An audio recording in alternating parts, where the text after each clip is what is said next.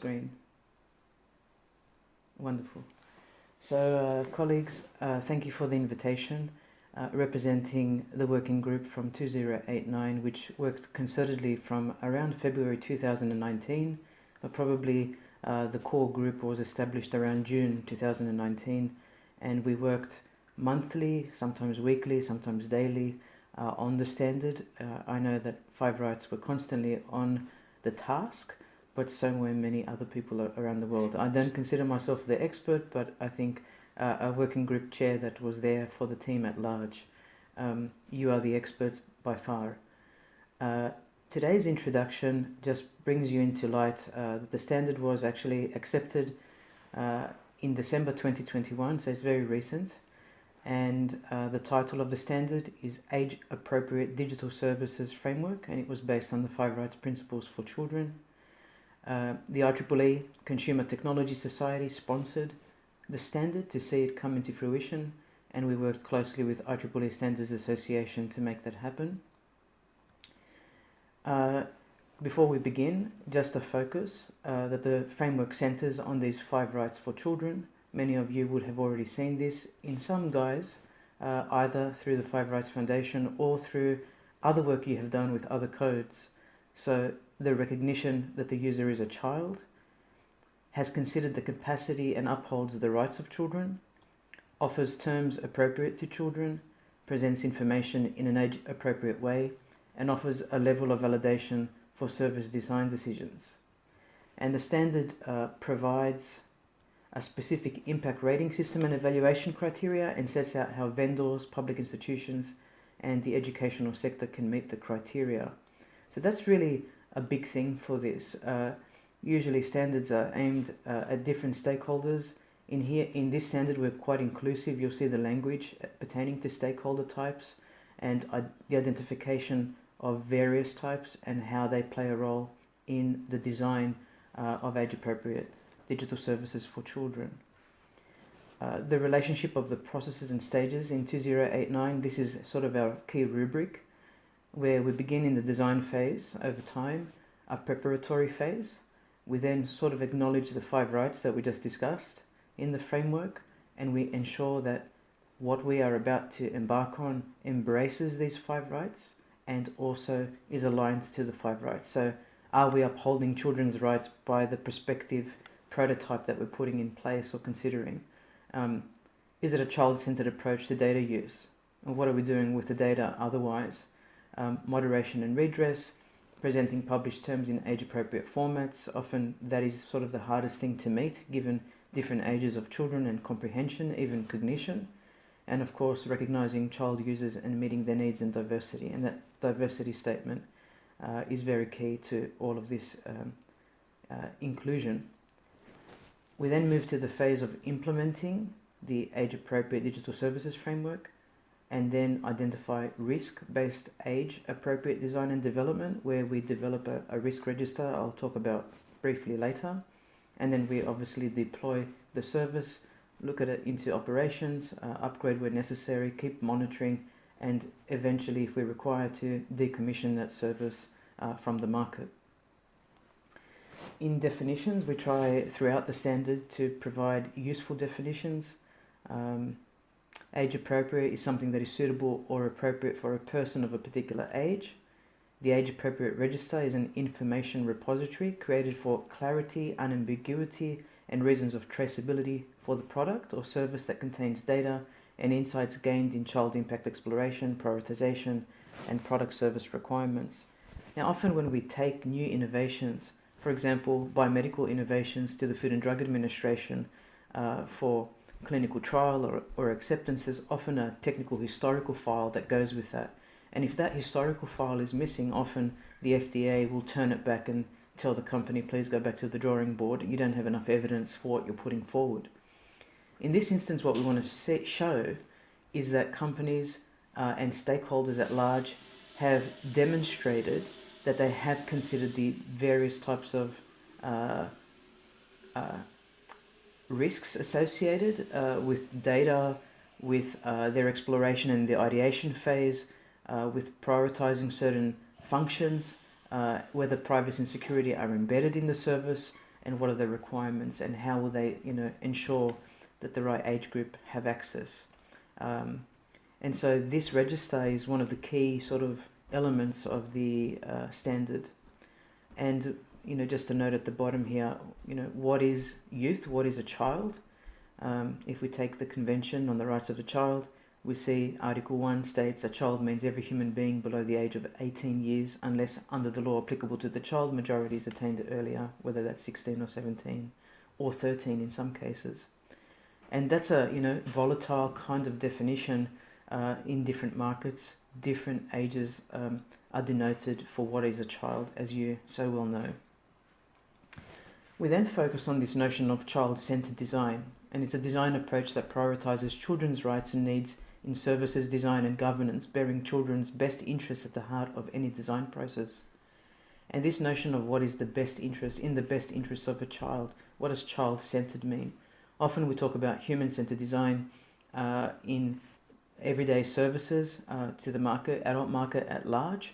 What is human-centered? And let's think about what is child-centered.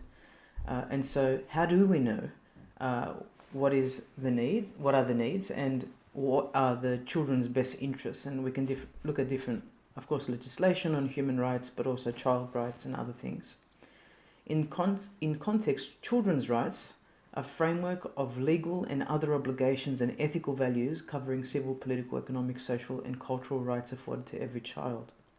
And when we talk about co-design from our research at large, we're looking at shared spaces with children, often places they're comfortable in, but also neutral places where different stakeholders can meet with children, factors that affect the design of a system, and the features that are required to ensure that a child's rights are maintained. And conformance by whom? To whom are we, targeting this standard to? Well, it can be adopted by an organization, by a project team, by an acquirer and a supplier, by process assessors. And what we are doing through the life cycle process and or the design and development of methodologies and that are appropriate to age-appropriate services is we're looking at context. So does an organization want to say that they're conforming, for example, to 2089? Is it a project team that is a small sub-segment of a larger technical team to help structure and employ the elements necessary to create products that are age-appropriate? Is it an acquirer or a supplier to help develop an agreement concerning processes and activities that are age-appropriate, and then process assessors to serve as a process reference model for use in performance of process assessments that may be used to support organizational process improvement for digital services and products that engage with children? And we find at the moment that a lot of organizations that we've had some discussion with are thinking about using it as a mirror almost. So what are we doing at the moment, and how could we enhance our design process? How can we say that we are child-centered? How can we prove that we take a child's rights and all of those other 5 rights that we were talking about previously into consideration when developing, designing and delivering a new service?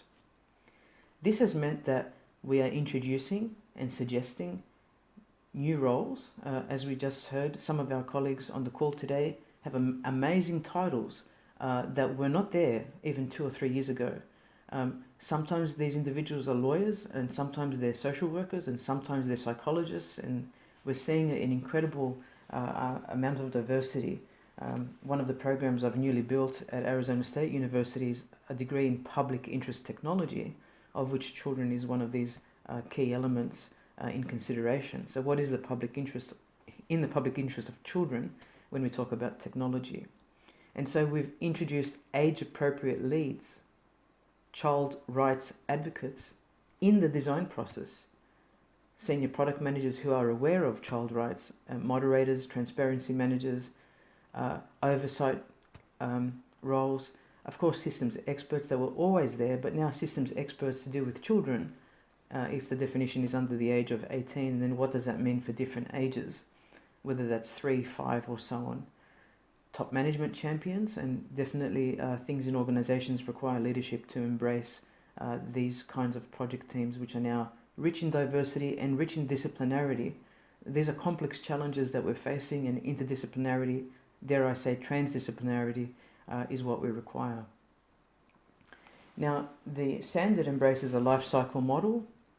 It's a framework of processes and activities concerned with the life cycle that may be organized into stages, and they're not sequential as such.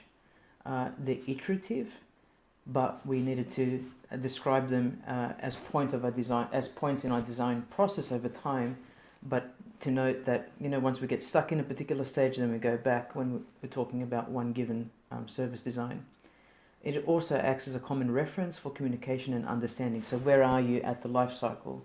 And I showed that preparatory phase, that's 5 rights being embedded into the design, and then the implementation of the age-appropriate framework, and then the risk register and so forth. So we can show these.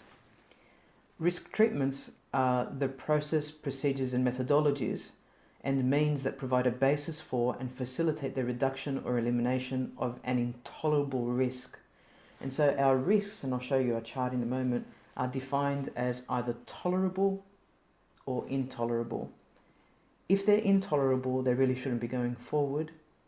But then we also grapple with the idea of what makes a particular feature intolerable. When do the risks outweigh the benefits or the potential benefits? And how do we deal with that in terms of evidence gathering? You can imagine people assembling in a boardroom, in an organization, developing a new service or a new app, and brainstorming about ideas that they might have that could be really wonderful for young users to use. And then if there's no consultation with that user group, coming up, oh, that's too risky, or that's not risky, or how can you prove that when you haven't consulted adequately? And so that's what risk treatment is identifying risks and saying, well, we can tolerate that, or we just can't. It's too risky because we don't know the consequences.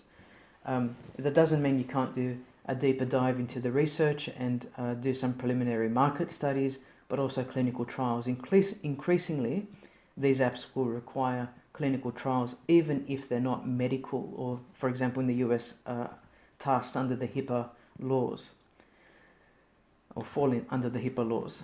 What is a system? It's a combination of interacting elements organized to achieve one or more stated purposes. System element, a member of a set of elements that constitute a system. So these are just the building blocks of any particular system, and they're quite diverse in today's online digital space. Systems support values relevant to a particular context. Sometimes advocates may say, this is bad, but contextually it may well be, but quite applicable in other contexts. We try to avoid language like bad or wrong, but this is important when we're talking about values. And how do we know what the values are? Well, we've consulted with children and other stakeholders. And different contexts could be something that's appropriate in schools.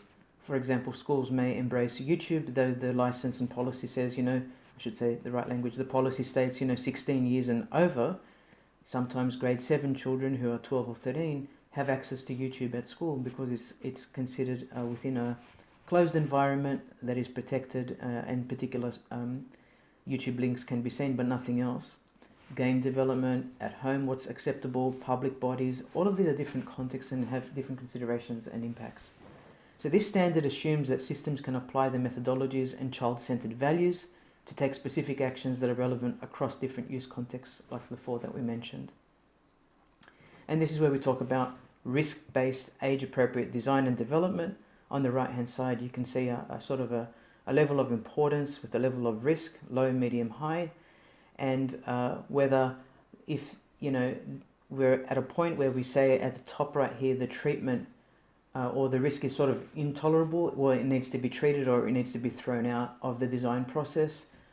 Here we can accept the risk for whatever reason, it's tolerable, or it's proportional, and all of these other words that we use both in language, in human rights and law. Finally, what is this risk age-appropriate design and development about? Well, it assesses risks and rewards arising from the identified hazards and opportunities. We're always looking at sort of that SWOT with threats and opportunities. We decide how to address each risk or potential reward benefit of the product or service that you are able to by prioritizing which risks or potential benefits need addressing sooner and recording these decisions about prioritization in the age-appropriate register. So whether it's good or it's risky or otherwise, it should be noted in the register. It should be noted how these risks are being treated, and then if they can't be treated and we can't accept and own that decision, we should put it in the continuous treat or let's continue to explore and investigate area. We identify how to address the prioritized risks and rewards in a way that mitigates and fosters these to an acceptable level that we can go forward in the design of a process and then launch a service and implement mechanisms to keep children out of the parts of the product or service that are not appropriate for them. So you can imagine, for example, a content streaming service that is there for adults. Is it customizable to children? How can that be customized? And if it can't be, then how do we keep children out of that particular product area so that they're not at risk? And this is quite a complex challenge. Finally, verify that the measures you have implemented to address risks rewards are acceptable to stakeholders, including children, and record the outcomes of this risk reward assessment and how you address them.